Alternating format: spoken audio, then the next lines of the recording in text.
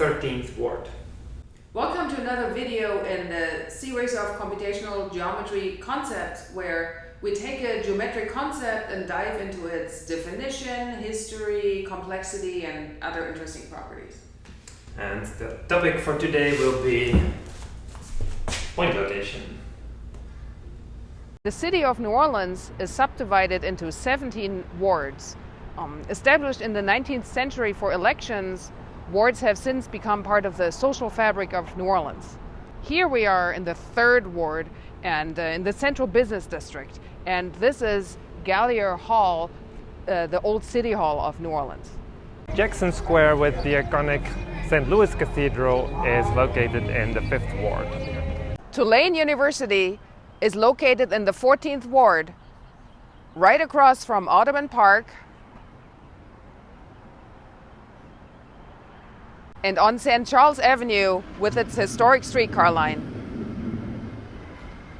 Here we are in Algiers Point, which is in the 15th ward, and that's actually the only ward on the west bank of the Mississippi River.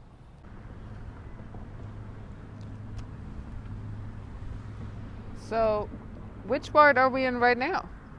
I don't know. I don't recognize this place. Well, I can check our GPS coordinates. All right. I do actually have a map of all of the wards here. Okay, but then what? Let's make this question a little more formal.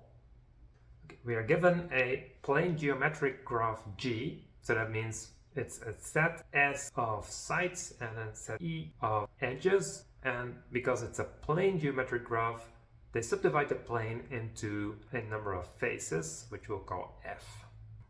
And for more information about plane geometric graphs, we actually have a video about that. But this graph is only part of the input to our problem here. We also have a query point. And the question is, where, in which face of F, is our query point contained? One option for solving such a query is to go through the list of faces one by one, and for each face test whether our query point Q is contained in the face or not. All right, let's do this.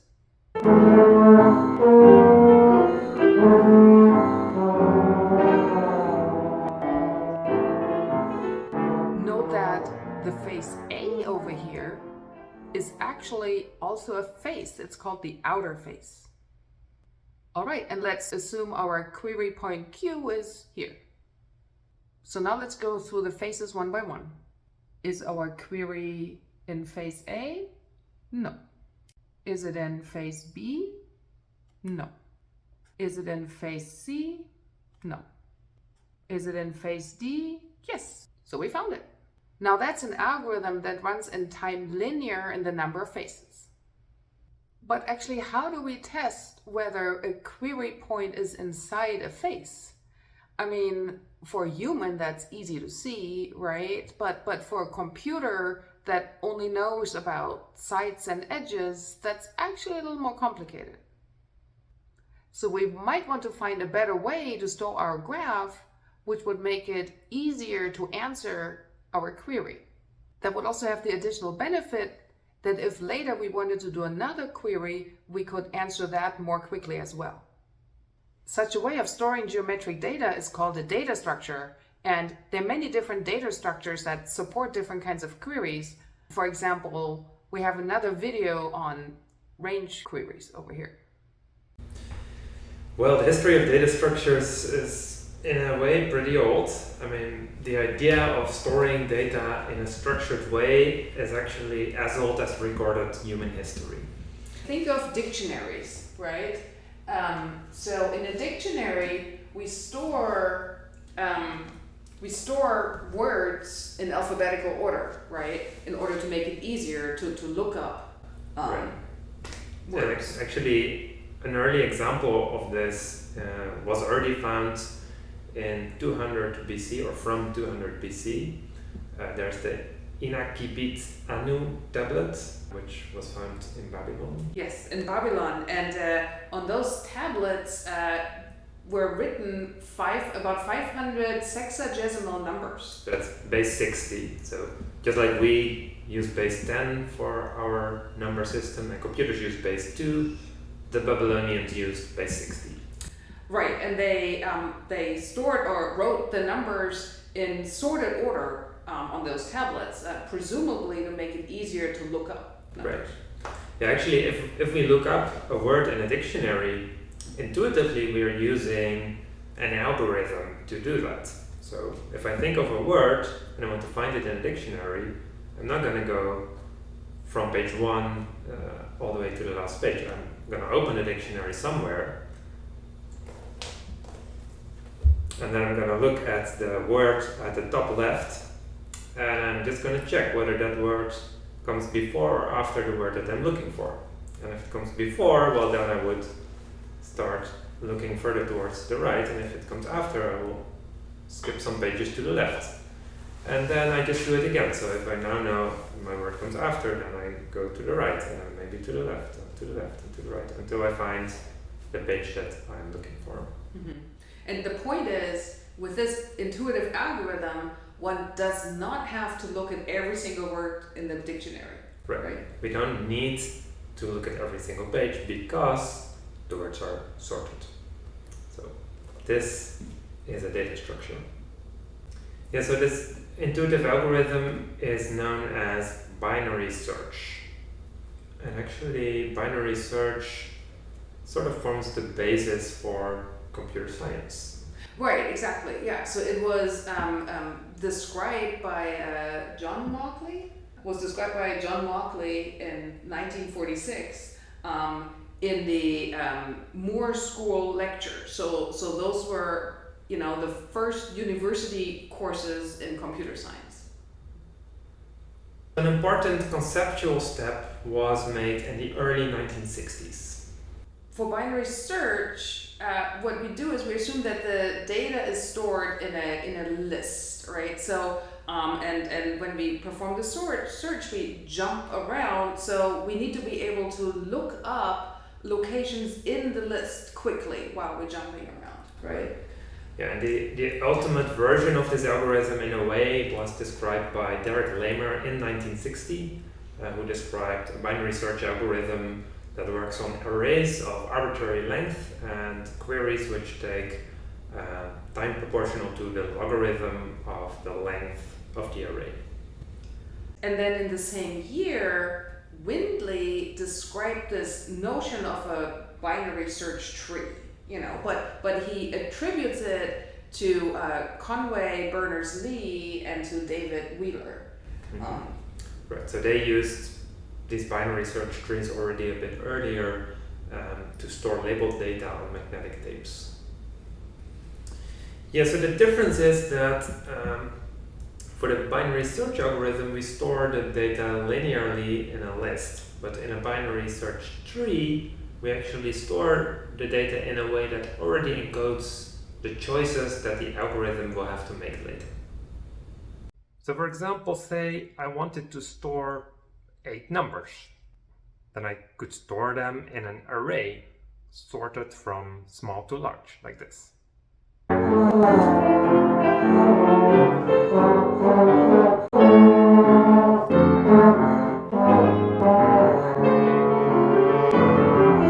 Then if I wanted to search for a certain number, then I could do that by, first checking whether my number is in the left half of the array or in the right half of the array by comparing it against, for example, the 5th number here.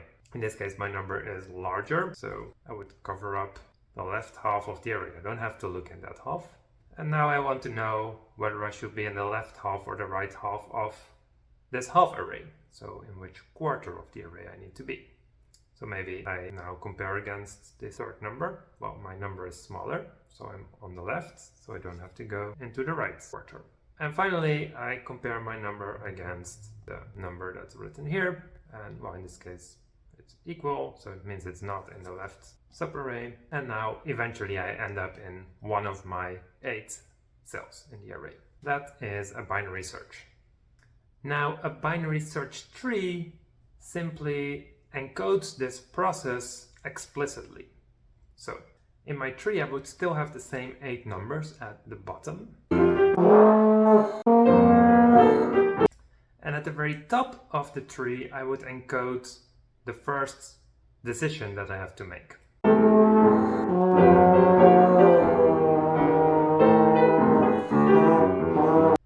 And then depending on the result of this question, I would end up in one of 2 different situations. And in each of those situations, I ask another question. Again, depending on the answer, I end up in now 4 possible scenarios.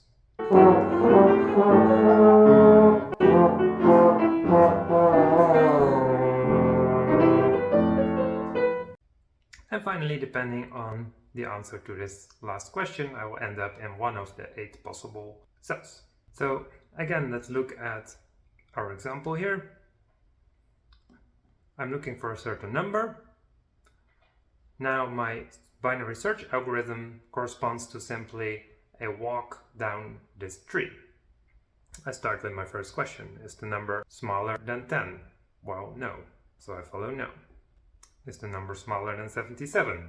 Yes. I follow yes. Is the number smaller than 42? No. So I follow no. And I end up in the cell where I want it to be. Just like the binary search algorithm just made explicit. And you can kind of see why this is called a tree. If we turn around the sketchbook,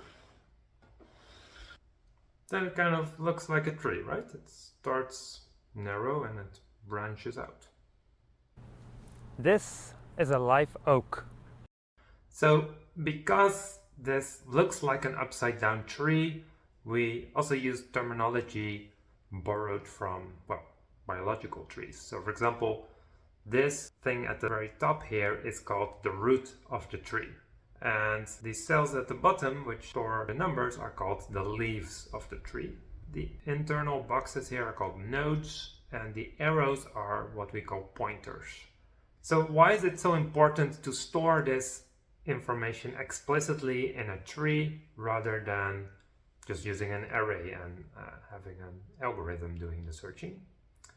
Well, it's because the tree is more flexible. It allows us to encode different things in different ways, and especially if we want to store things which are not so obvious to order. So numbers have an obvious order from left to right, but not everything has. For example, a geometric graph. Point location doesn't really appear in the literature until much more recently. Right, because, I mean, conceptually it's easy, right? So I have a plane geometric graph with regions, and I have a point, and it's kind of obvious in which region my point lies, right? It doesn't really seem like a problem. No, exactly. So for humans, it's easy to see, right? Yeah, but computers cannot see, they don't have eyes. They store the planar subdivision in a different way. And that's when suddenly this becomes an interesting problem. Data structures were only considered in the 70s, and the first paper that solves point location is from 76. I think so, yes. From 76 by David Dobkin and Richard Lipton. Right, yeah. They described the slab decomposition. So how does this work? Well, the definition of the slab decomposition is fairly simple. Remember that our input is a plane geometric graph, G equals SE, with a set S of n sides, the set E of edges, and the set F of faces. And now what we do is for every side, we draw a vertical line through it.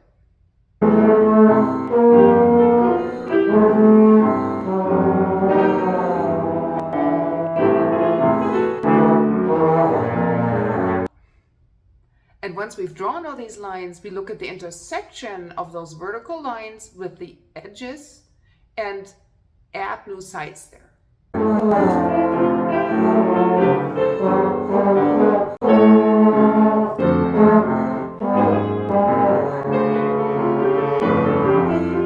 And now we have a new geometric graph, G prime, with a set of sides S prime edges E prime, and with faces F prime. And the idea is that we build a data structure which tells us which face in F prime contains our query point. And from there, we can recover which face in F contains that query point. And we do that by having pointers between faces in F prime to the faces in F that contain them. For example, for our query here, we know that it's in this face of F prime, which then again is contained in the face D of F. So how do we find out which of the faces in F prime contains our query point? Well, for this we need the second part of our data structure, a binary search tree. So the idea is that because we added all of these vertical lines, there now has to be a vertical line somewhere which roughly has half of the faces on the left and the other half on the right. So we start by finding that line. So if we label our lines here x1, x2, x3, x4 and x5, then x3 would be the line that has half of the faces on the left and half on the right. So in this case we are to the right of x3, which means we can disregard already half of the faces in F prime, everything to the left of x3. And similarly now we find another vertical line which has about half of the faces left and half of them right. So this would be x4.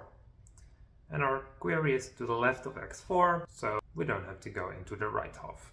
Now there are no more vertical lines in the part of the plane that's still visible. The part we're left with is what we call a slab. So this is an area of the plane between two vertical lines. And here we need to do something different. Let's find one of the edges here, which has roughly half of the faces above it and half of them below it. So for example, here is the edge, let's say E2, if this is E1 and this is E3. So in this case, we are above edge E2, which means we can disregard all of the cells below E2. And now once again, in the part that's still visible, we're looking for an edge which roughly has half of the faces below it and half above it. So in this case, E1. And here we're below E1, so we can disregard everything above E1. And now we've zoomed in on a single face in the list of faces F prime. So a single face of the graph G prime. So let's backtrack a little bit. We started here by doing a binary search on the vertical lines. And the first choice was actually the line x3. And we found that we are to the right of the line x3. And then we got to another choice to make, whether we're left or right of x4. And it turned out we were left of x4, and then we ended up in a slab. So in this case, we are left of x4, which means we're in this blue slab. And then within the slab, we had another decision. And in this case, we were above the edge E3 and below the edge E1, which meant that we are in the face J.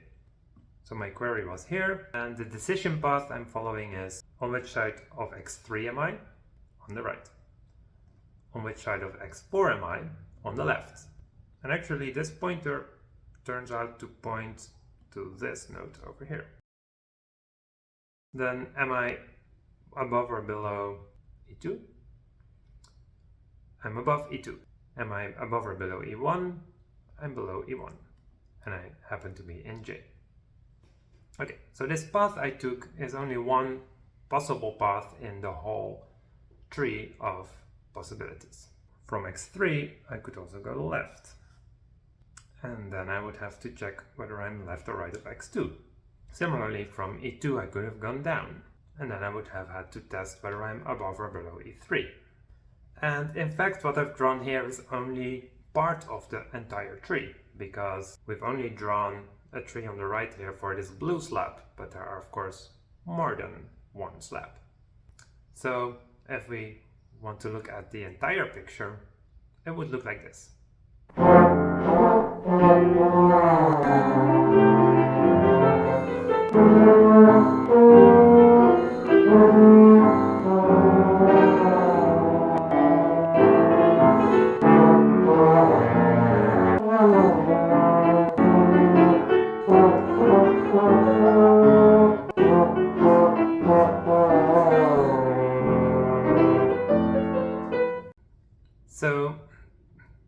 complete tree looks something like this, where the root of our tree corresponds to the very first decision we have to make, are we left or right of x3. Then we have some other nodes which corresponds to decisions about vertical lines.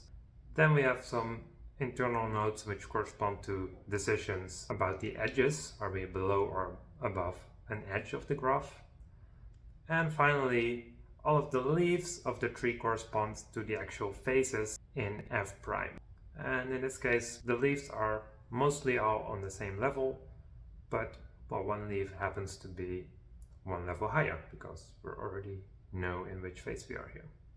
But how good is this data structure? Well, let's figure out how big it is. How many faces does G prime have? Well, we started with a plane geometric graph G.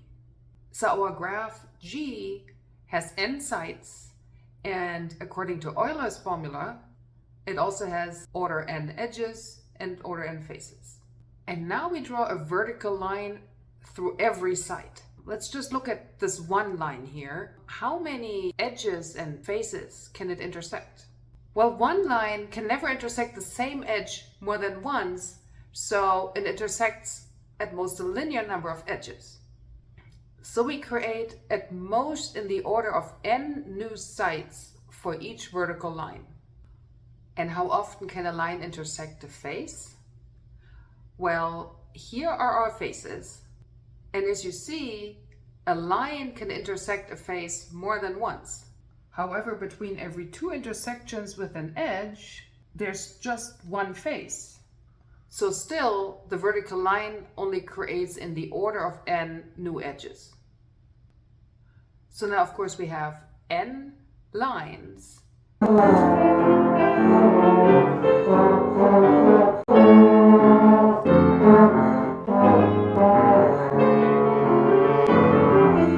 So in total, we have order of n times n, so n squared new sides, edges, and by Euler's formula also faces.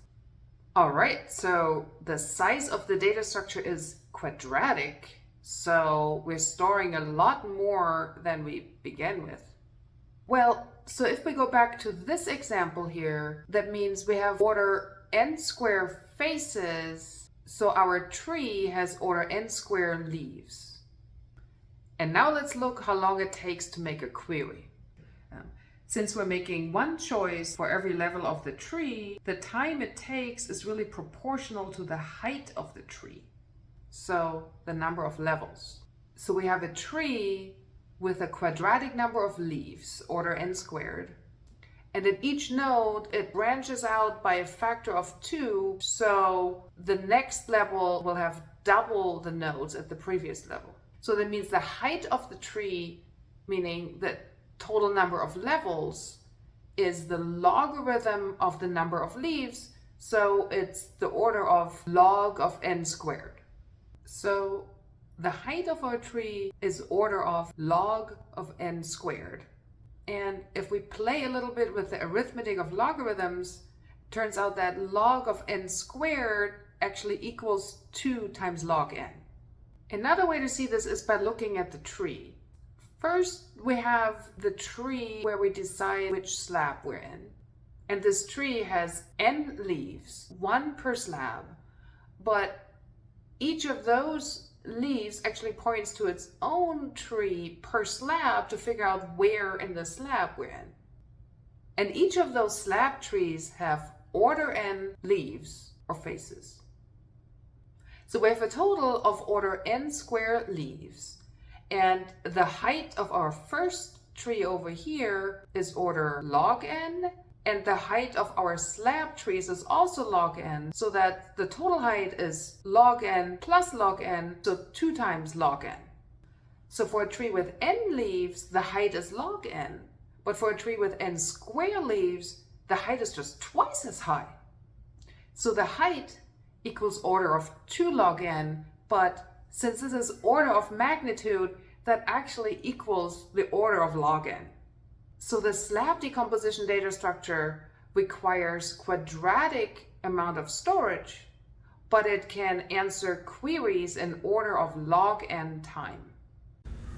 Okay, so we can store our plane geometric graph in a slab decomposition, which allows us to perform point location queries in time proportional to only the logarithm of the size of the graph. Well, that's great. I mean, it is, but the problem is we need to store a whole bunch of extra things. You know. Is that actually necessary? In fact, it isn't. Yeah, in 1983, David Kirkpatrick came up with his algorithm for point location or the Loney triangulation. Right, yeah. It was the algorithm for point location, which works in a very different way. It has linear amount of storage, not quadratic, so that's sort of the thing. So it's only proportional in the number of the size of the input. While the runtime is also log n, it's randomized. So that's different, you know. Yeah, so randomized. If you want to know what randomized means, check out our video on the smallest enclosing circle, where we're talking about that in more detail. Yeah, and in fact, an algorithm for computing the Loney triangulation also uses point location. So, you know, sort of Kirkpatrick's algorithm can be used to compute the Delaunay triangulation, right? And in fact, we have a whole other video on Delaunay triangulations here. That's not the end of the story though. So Kirkpatrick's solution is randomized, but actually only 3 years later, 2 groups of researchers independently found a non-randomized solution with the same storage requirements and query time as Kirkpatrick's solution. Right, and they were both based on the slab method, you know. So Neil Sarnak and Bob Tarjan, they came up with the idea of using persistent search trees. So instead of storing a different binary search tree, you know, for each slab, the idea is to just store the differences between the binary search tree of adjacent slabs. Right, because the trees and adjacent slabs are actually pretty similar, so we're storing a lot of redundant information. Exactly, you know. Yeah, and then the other group of researchers, that was Herbert Edelsbrunner, Leo Gibas, and Jorge Stolfi. And they also used the slab method, but improved it in a different way, you know. So instead of using the vertical lines to sort of build the slabs, they used paths in the graph to kind of, you know, subdivide. And this way, they avoid cutting through all the regions, all the faces in the graph. And so this way one can avoid the n-square storage and have a more efficiently, better search tree with less storage. The whole tree doesn't take up quadratic space anymore, but it's just linear. Exactly. Well, so which ward are we in? Well, with a quick point location query, we can find out that we are in the 9th ward. Yep, and this is the largest of all wards, and in fact we're in the lower 9th ward, which sustained catastrophic flooding from Hurricane Katrina. Many famous New Orleanians have called the 9th ward their home, including rock and roll legend Fats Domino, who used to live in this house. And you made it to the end of yet another computational geometry concept video. Congratulations, we hope you enjoyed it and learned something.